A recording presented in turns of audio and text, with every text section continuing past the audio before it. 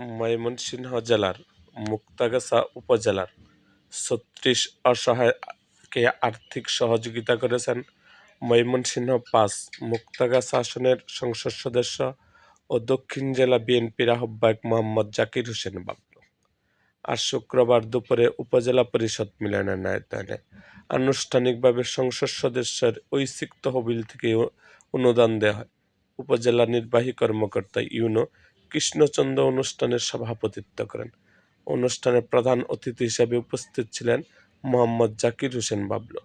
অনুষ্ঠানে অন্যান্যদের মধ্যে আরও উপস্থিত ছিলেন উপজেলা বিএনপির আহ্বায়ক হাবিবুর রহমান খান রতন, সাবেক মেয়র শহীদুল ইসলাম শহীদ, উপজেলা কৃষক দলের সভাপতি মুখলিসুর রহমান, পৌর বিএনপির সাধারণ সম্পাদক মুর্শিদুজ্জামান খান সাইফুল, উপজেলা বিএনপির যুগ্ম আহ্বায়ক জাহাঙ্গীর হাসান, হাফিজুর রহমান খান মঞ্জু, মতিউর রহমান খোকন, সদস্য এটিএম ইলিয়াস, মুক্তাগাছা থানার ভারপ্রাপ্ত কর্মকর্তা ওসি কামরুল ইসলাম প্রমুখ। এ সময় এমপি জাকির হোসেন বাবলু বলেন, বর্তমান সরকার নির্বাচন প্রতিশ্রুতি পূরণে কাজ করা হচ্ছে। আমরা চাই সকল দলমত নির্বিশেষে সুন্দর মুক্তাগাছা করতে।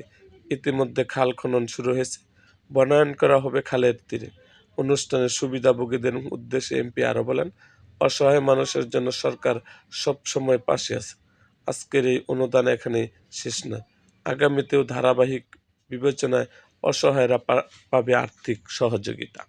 এরকম আরও ভিডিও পেতে আমাদের মুক্তাগাছার ইতিহাস মিডিয়া ইউটিউব চ্যানেলটিকে সাবস্ক্রাইব করুন এবং পাশে থাকা বেল আইকনটি বাজিয়ে দিন।